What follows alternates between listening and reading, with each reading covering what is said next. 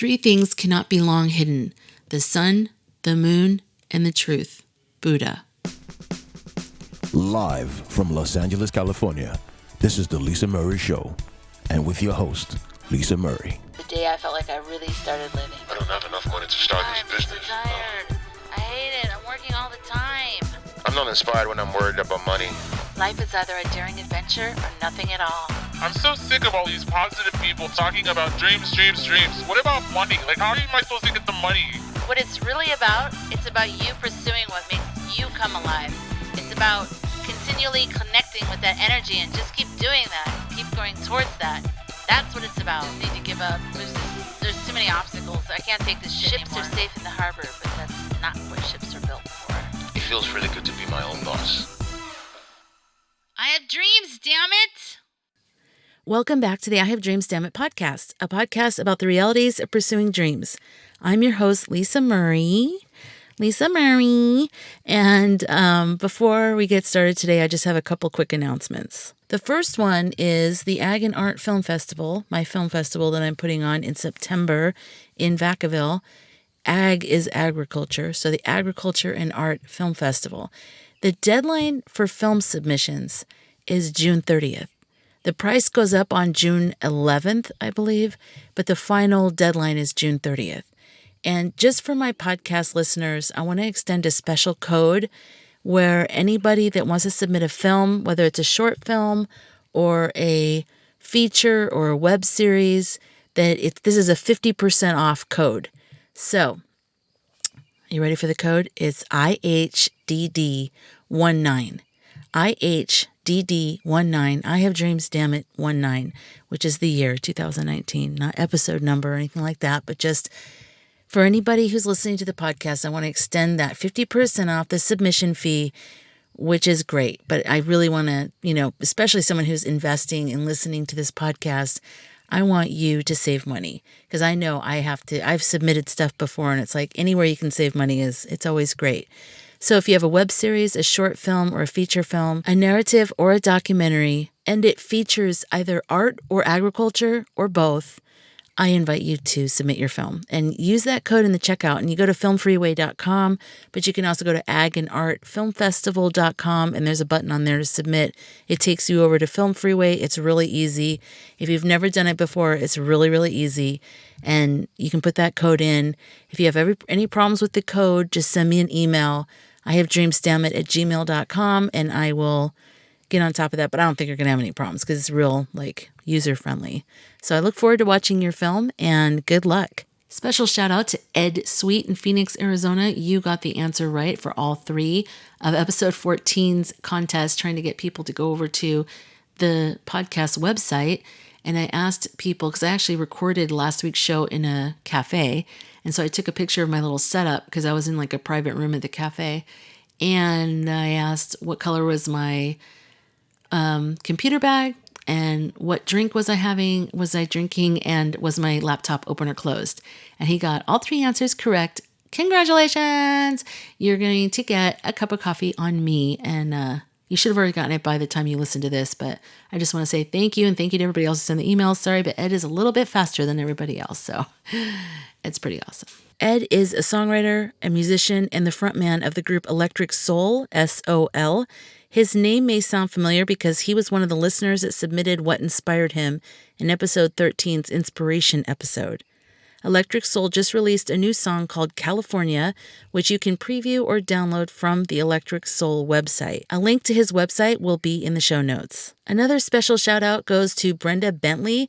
She's a listener of the podcast, and more important than that, she's a dear friend of mine. She recently moved to Phoenix from Vacaville to pursue a really great job opportunity, but ultimately to listen to her heart. We share birthdays, and we met about 3 years ago. We both shared the fact that we both just lost a sibling, and there was just a lot of synchronicities in our lives. I mean, both of our birthdays are on December 1st, which is really rare. I hardly ever meet anyone with the same birthday as me. So, as a matter of fact, she may have been the second person only in my life that I've met that has the same exact birthday as me. And anyways, I really hit it off with Brenda, and really, she was such a great source of support and friendship and laughter and I don't even know what, everything. And so I'm excited because my family lives in Phoenix, so I do travel, or Scottsdale, and I do travel there often. Good luck to you, Brenda, and know that you have so many people who love you and are rooting for you and are here for you. And I'm one of them. So, yay. In editing this week's show, I've realized that I'm kind of abstract at times with my message. And so I hope my message this week comes through, because my right brain tried to create an outline of the topic and tried to follow this stuff. And my left brain created triangles and fractals of images of information on the topic. So somehow I've crudely woven the abstract fractal world with the outline world. I hope the message comes through. It's sort of a fun journey.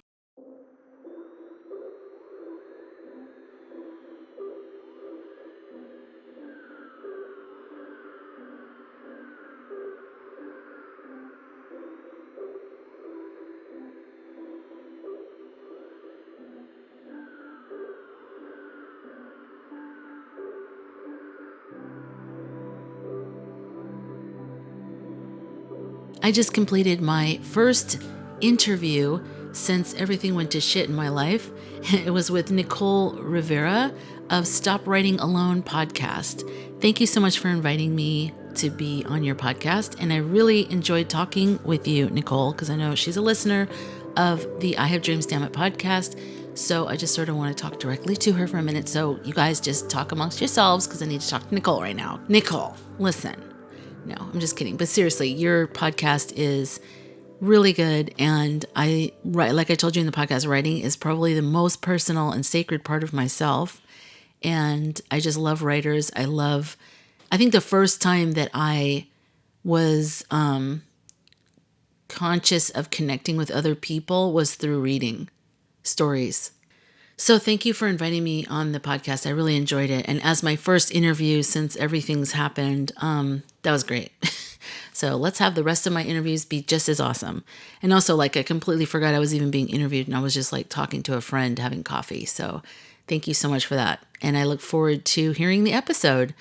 So I will let my listeners know when that episode is live, so you can head over there, show your support. If you're a writer, I definitely recommend Nicole's podcast, Stop Writing Alone. It will be in the show notes for today. For this week's show, it'll be in the show notes. So go ahead and head over to ihavedreamsdammit.com, episode number 15, and that's where the show notes will be, and you'll get a link to Nicole's podcast.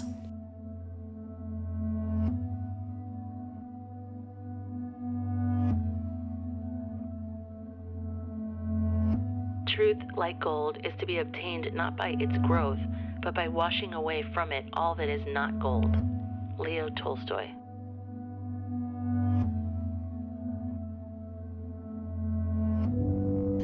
Today, I want to talk about truth and the importance of truth, and why is truth important. In my film Soul Providers, one of the subjects, Julia Huffman, she is a filmmaker, and she actually is a brilliant, brilliant person and filmmaker and artist.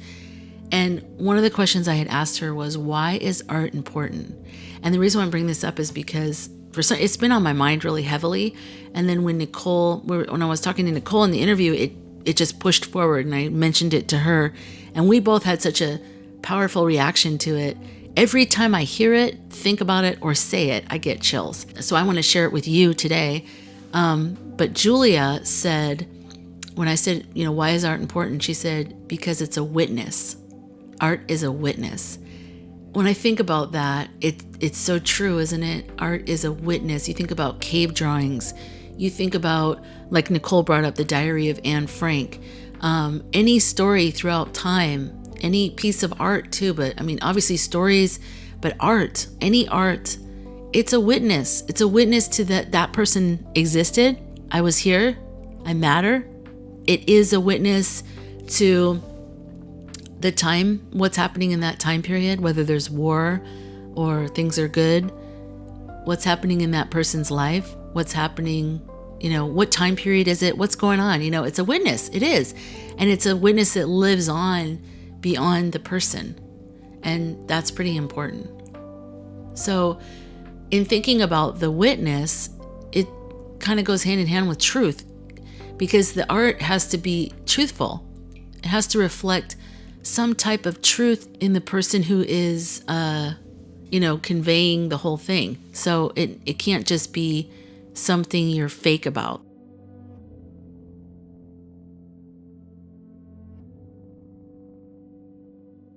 Honesty is more than not lying. It is truth-telling, truth-speaking, truth-living, and truth-loving. James E. Faust.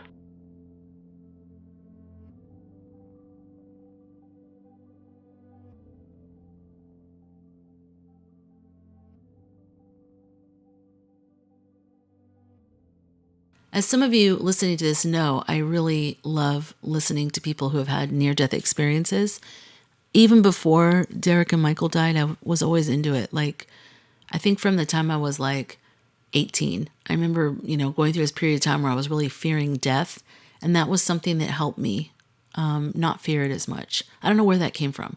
I was all of a sudden just terrified of death. And I'm not saying I am excited about it now, but it's helped me to hear about people from all different faiths and all different cultures and all different everything. And they all have kind of similar experiences. And it sounds really positive and peaceful. So I'm always looking at I'm reading about different near-death experiences, or I'm watching videos on YouTube of people explaining their near-death experience. So I found this one the other day. His name is Bo Katzman, and he's speaking German, but I just realized he's from Basel, Switzerland. And I was born in Switzerland, so I think that's interesting. So he's more of a middle-aged man now, but he died at the age of 20. He was in a motorcycle accident. He was driving his motorcycle really fast. I think he was in Germany, and he was his favorite part of the road where it kind of bends to the side, and he goes through a canal, and he was going kind of fast. And when he went around the corner, there were a bunch of stopped cars inside of the canal. So according to him, he hit the back of a car going 60 miles an hour. So he died. He went underneath the car. His motorcycle went underneath the car, and he went underneath the car. And the gas tank broke, and he was thinking, great, now I'm going to die this way, and it's going to catch on fire. And he was mad. He was thinking how mad he was. And then all of a sudden he said he felt this peaceful feeling. And then he had this most incredible experience. And it happened again when he was in the hospital later. So anyways, I'm going to put a link to Bo's story in the show notes, because I really think you should check it out. You have to, if you understand German, it'd probably be even better, because I can tell some of the subtitles aren't exactly what he's saying. Like, he's talking for like 5 minutes, and it's like, my consciousness expanded are the only words. And I'm like, I think he said more there, but it's the limitation of language. But, so if you just speak English, then you can also understand it because of the subtitles. But anyways, why am I talking about Bo's near-death experience? This is probably the most incredible way he's described himself in relation to it that I've heard anyone. And I've probably heard and read about hundreds of near-death experiences at this point. And this is definitely the most, it just grabbed me. Nothing really grabs me too much now when it comes to near-death experiences, but this one really did. So in one of them, he was talking about how as he's moving towards, or as he's, once he's left his body, he's no longer in his body, he's moving into this other realm or dimension or whatever. He said there's like this mist or of a fog. And he said the fog is actually knowledge. Wait, I have to get his exact words. Das geistige Wissen und ich war ein Teil davon. Man muss sich das so vorstellen, wie wenn man. Okay, let me go back to what he said here. Es war für mich grandios. Es war. Yeah, another thing he says is he didn't really talk about his near-death experience, because he says, to me, it was magnificent, almost sacred, and I didn't want to waste that by just sharing it with anybody. Oh my God, that's true. Like, even as an artist, who you first start sharing your work with is so important, because it's sacred to you in the beginning. It's like, it should always be sacred to you, but in the beginning it definitely is, because nobody else knows about it yet except for you. So it's still pure and sacred. And then once you start to share that, it gets banged around a little bit because it gets put in the wrong hands. But if you can be aware of the fact that there are even wrong hands and right hands, because we think, oh, well, it's just out in the world and nobody likes it. But that's not true. Anyways, I digress. The point is, let's see what he's going to say next. Heilig. Und deshalb konnte ich es nicht vor die Säue werfen und mit irgendwelchen Leuten darüber plaudern. Sie haben angedeutet, dass Sie noch tiefere Einblicke in diese... He said, you seem to have made even deeper insights into that world. What else have you experienced? The interviewer. In dem Moment, wo ich merkte, dass ich hier in diesem Operationsraum... During the moment in which I realized that I could do no more in the ER, I got taken out of that room by a soft force. Raum weggezogen und befand mich And I ended up in some kind of outer space being surrounded by dense smoke. hier beschreiben. Es war ein dichter Nebel, der mich umgab. Und dieser Nebel war aber But the smoke or fog seemed to be made up of knowledge, Wassertröpfchen oder was, sondern der war angereichert mit Wissen. Das heißt, um mich herum which means that all around me there was spiritual knowledge, and I was a part of it. war ein Teil davon. Man muss sich das so vorstellen, wie wenn man einen Tropfen Wasser in das Meer reingibt, dann wird dieser Tropfen selber zum Meer. Und so wurde mein kleines Bewusstsein verschmolzen mit dem Allgemeinwissen, mit dem Allwissen. Okay, I'm going to stop him right there. So he's saying that as he was entering this fog, he was realizing that he also had consciousness. He contained knowledge and information in himself for his own life and for other things. And as he was going in there, it was sort of like a drop of water going into the ocean. So it was going inside of something that, like he's part of all that. And he has the same knowledge, or he has a sense of knowledge of himself. And then that like kind of struck me as you have to be truthful about what that is. That involves honesty and truthfulness, because if you're being deceitful about who you are, it wouldn't jive in that world, I don't think. I think it would be weird. It'd be like, what is happening right now?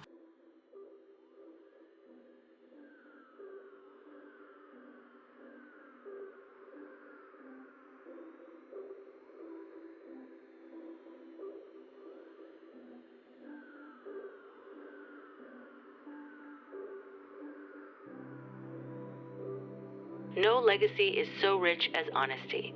William Shakespeare. Whoever is careless with the truth in small matters cannot be trusted with important matters. Albert Einstein. Honesty is the first chapter in the Book of Wisdom. Thomas Jefferson. People like to say that the conflict is between good and evil. The real conflict is between truth and lies. Don Miguel Ruiz. Truth is like the sun. You can shut it out for a time, but it ain't going away. Elvis Presley. I never did give anybody hell. I just told the truth and they thought it was hell. Harry S. Truman. I'm for truth, no matter who tells it. I'm for justice, no matter who it's for or against. Malcolm X. The theater was created to tell people the truth about life and the social situation. Stella Adler. If you tell the truth, you don't have anything to remember. Mark Twain. Truth is the torch that gleams through the fog without dispelling it. Claude Adrien Helvetius. Man is least himself when he talks in his own person. Give him a mask and he will tell you the truth. Oscar Wilde. I told my wife the truth. I told her I was seeing a psychiatrist. Then she told me the truth, that she was seeing a psychiatrist, 2 plumbers, and a bartender. Rodney Dangerfield. Hey, no respect, no respect. The only passion that guides me is for the truth. I look at everything from this point of view. Che Guevara. I'm not sure if I'm saying his name correctly. There is no greatness where there is no simplicity, goodness, and truth. Leo Tolstoy. The bud of victory is always in the truth. Benjamin Harrison. I believe there's an inner power that makes winners or losers, and the winners are the ones who really listen to the truth of their hearts. Sylvester Stallone.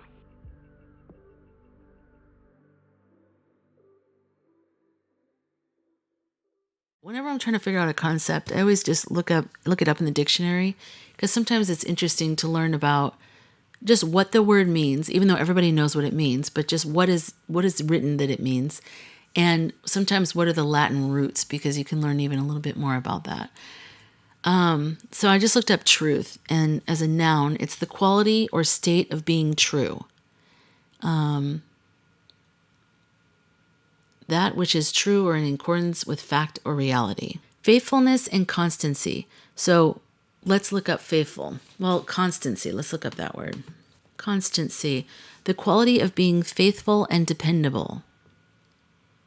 The quality of being enduring and unchanging. So the truth is something, if it's a constant, to me it's like this, something that's always there. It's always in you. It's always, this is the truth that I'm going to talk about. The part that's in you, that's always been in you, that's in me, that is true. It's like our inner truth. Like, when people say, I know my truth. That's what it is. It's like, your truth. You know what your world is, what your reality is. And that's so important as a person in life, but also as a person pursuing dreams, an artist, a creative entrepreneur. You need to know your truth, because people are going to, the world tries to get you to not know your truth. They try to distract you. They try to impose upon you their truths. And, everyone's living their own karma life, whatever. They're all doing their thing. And whatever it is, a lot of times it gets projected onto us. And we have to know our truth stronger than all of that. And as an artist, that truthfulness, it works in two different ways. One is the truthfulness of what we want to say with an art piece, or with our business, or with ourselves as being a really, progressive boss babe and all that kind of stuff. All that stuff, we have to know our truth. We have to be willing to articulate what it is we want and put that out there. And then two, the truth works like a clear glass. Like, remember when I talked about a couple episodes ago, the ultrasound and how your bladder has to be full?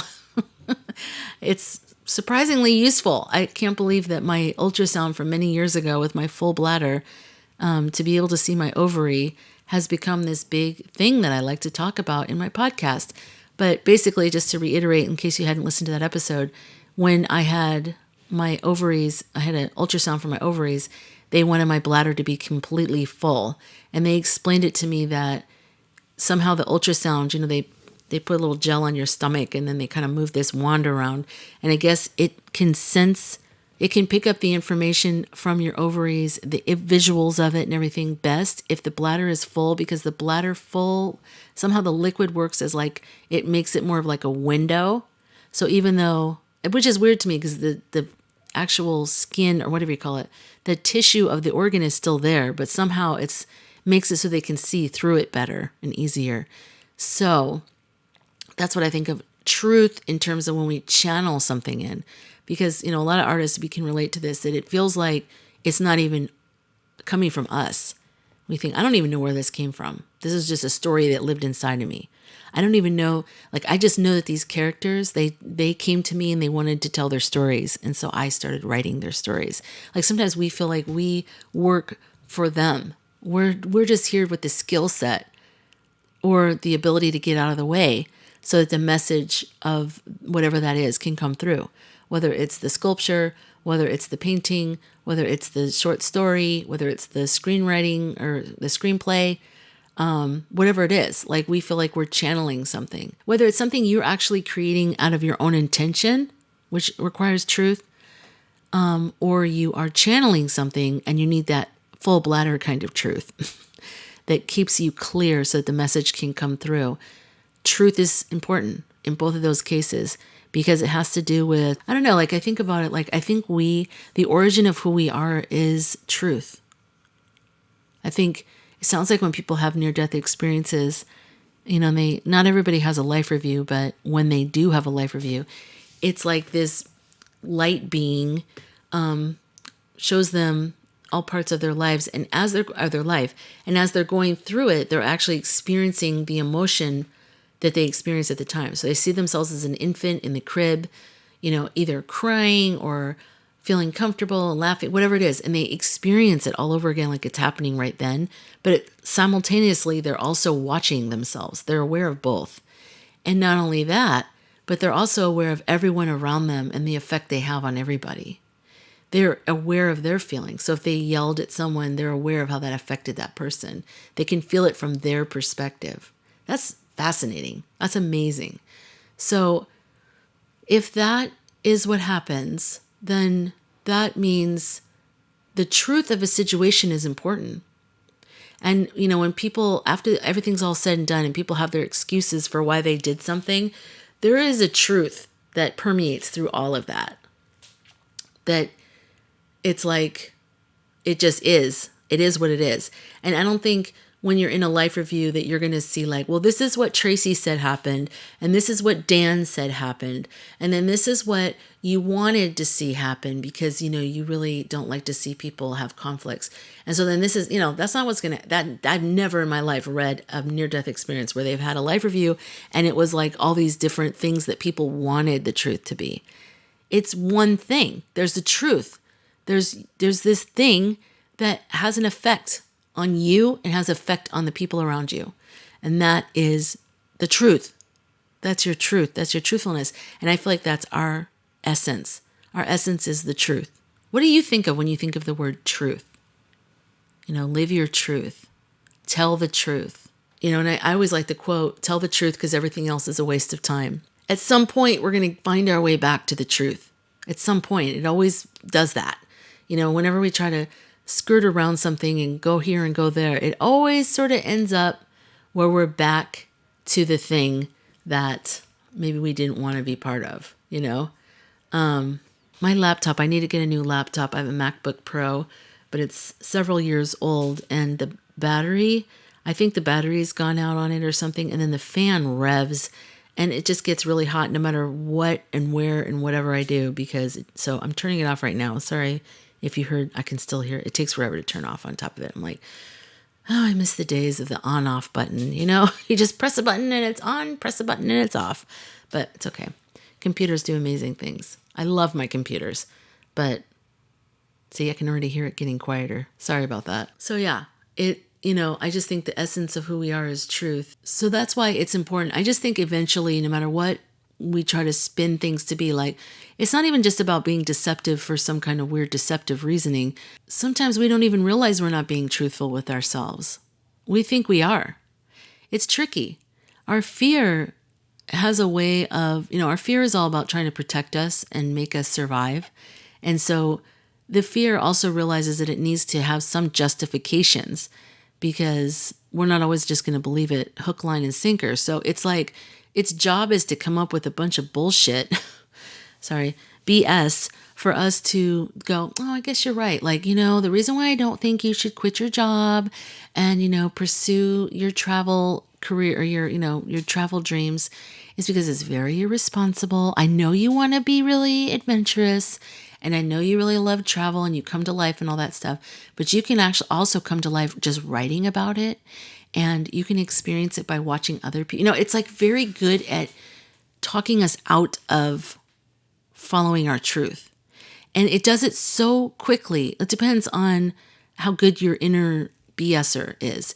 And for me, there's so many times I'm like, oh my God. And that feeling when you remember again the thing that your truth. When you remember your truth, you get mad at yourself because you're like, oh, I remember when I stopped listening to this and this is so annoying. Sometimes it happens automatically. Like when I meet someone, I always want it to be positive.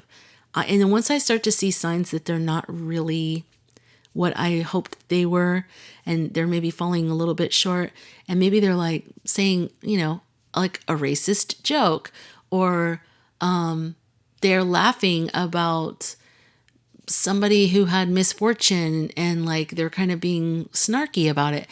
It's like I thought there was a really great person and like that's when I get to those little intersections in myself and I can either go, I need to accept this. This is what the person did. And how do I feel about that? Accept it. What's up? I'm learning that now. Okay. Most of my life, I immediately went from hearing what they said or saw what they did. 99% of the time, I went directly instead of thinking about what I felt about that, if I liked them and I didn't want to think negatively of them, I went immediately into a different room in my mind, which is the room called, well, they didn't really mean it. That's what I have this room called, they didn't really mean it. So I didn't even know that I had that room. And I didn't know that there was any other room on top of it. I thought that was normal.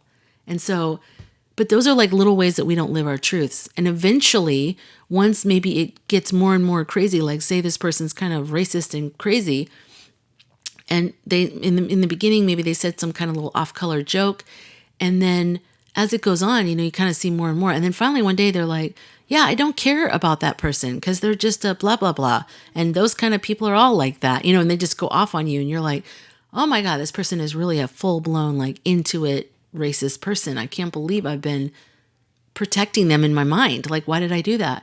And so eventually it's going to come out anyways in one way or another. It might take you a year. It might take you 5 lifetimes. You might have the same relationship with the same people because you keep doing this thing where you don't face the truth in them. And it's actually the truth in you. It's not the truth in them. It's the truth in you. And the truth in you is that you don't want to invest in someone like that. You don't want to be friends with someone like that. So it's important for you to be connected to your truth and know that when you hear them start to say stuff like that, be aware of how you feel. And instead of being afraid of that, like, well, okay, so what? He's racist. Now what do? I don't know what to do with that. So I'm just going to push it down and stay friends with everybody. Yes, I'm not saying you fight every fight, in every battle. Definitely, I'm not saying that. But I do think it's important to train ourselves to honor our truths. And there's so many ways that we're not taught to do this growing up that I get it. Like, I totally get why it happens and how it happens and everything. But right now, you listening to my words right now, I'm just saying, remember your truth and start to have a relationship with your truth, because it will affect your art. It'll affect your dream. Remember when I talked about in Friends and Dreams episode where, where you're at and what you're doing will attract certain types of people. And so let's say you start to grow and you're changing, you're going towards your dream, you're happy, you're starting to make really good decisions. And then some of your friendships start to fall apart. And people are like, you always think you're so great. You're not great. And you're like, oh my God, where is this coming from? That kind of stuff happens because you're growing and changing in a different direction. And either people come along with you or they kind of just, they're not all of a sudden acting like that. That's what you need to understand. They're not all of a sudden acting like that. They have always been that way. And you're just finally seeing it because they're finally like really shoving it in your face because they're trying to give you like that one final chance. Like, you either choose your dream or you choose this friendship. And you're like, bye-bye. Bye now. Bye-bye. Yeah, no, I can't have this friendship if it isn't about supporting my growth and happiness, because I support your growth and happiness. And if my growth and happiness makes you want to cut me down and make me feel bad about myself, that's not the kind of friendship I want to have. So bye. Like, see you later, So yeah, so you see how it permeates every area of our lives. And, some people like to compartmentalize. I'm sure we all do this to some degree. Compartmentalize our life and be like, well, that's just work. Yeah, I put up with that stuff at work. There's a way you can honor your truth even in work. And you can't, just like I said, you can't fight every battle, and you have to learn how to get along with everybody. I mean, not get along with, but tolerate and respect, I think, everybody. And I mean, I've worked in small groups of people where I didn't jive with every single person in the group. And, it's not always like about me getting along with everybody. That's not the point. It's just about me not losing sight of my own truth. That's what it's about. And it happens though, especially when I don't expect it, when it's somebody that I'm like, I thought I was safe with or something like that. And then they kind of blindside me.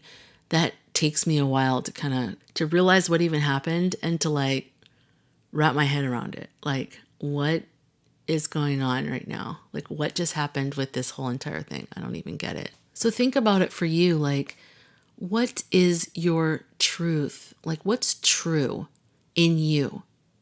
What have you always known to be true about you or about your experience in this life as the person that you are?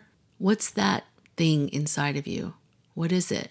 And I even think meditation in a way, for me, when I meditate, it's just different times, different things, but sometimes it's letting go of everything. And in my meditation with the inspiration garden, I mentioned anytime you have a thought, putting it into a balloon and then watching the balloon go up, because I have a lot of thoughts when I start meditating.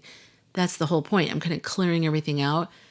And especially, if you say, don't think about anything, you start thinking about things.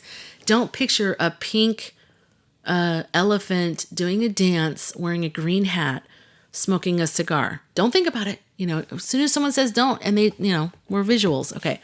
But I really do that because as I'm having these thoughts, they're not me. Those thoughts of like, oh, I've got to make sure I email that guy back. Oh, I got to make sure I call that one lady. Oh, all those things. That's not me. That's not the truth in me. That's just stuff that's around me. And I put those in a balloon and I literally watch it go all the way up until there's nothing. I can't even see anything anymore. But usually it never gets that far because there's a new thought that comes. So then I put that new thought inside of the balloon and I watch it, and it starts to go out, and new thought, put another one in a balloon, watch it. Oh, sorry, new thought. And then, oh boy, here's a new thought. That's how it is. Until pretty soon I'm not even thinking about balloons, and it's been about a minute. And then I realize, oh, where was I? I was just in this energy, this zone, this place, and I don't even know what it was or what it is or whatever. That to me is sort of like my truth. But sometimes it's a space of nothingness. It's a way of getting away from everything and not having anything attached to me. But sometimes if I'm really, really stressed out, one thing that really helps me too is trying to reconnect with not reconnect, we're always all connected to our truth. So it's a matter of shifting my awareness to, instead of being about lack and negativity and strife, I shift my awareness to the thing that already exists in me, which is truth and peace. When I shift to that, it helps me with anxiety and with all that stuff. It just sort of settles me back in. Truth will always be truth, regardless of lack of understanding, disbelief, or ignorance. W. Clement Stone. Plato is my friend, Aristotle is my friend, but my greatest friend is my truth. Isaac Newton. Even if you are a minority of one, the truth is the truth. Gandhi. Find out who you are and be that person. That's what your soul was put on this earth to be. Find that truth, live that truth, and everything else will come. Ellen DeGeneres.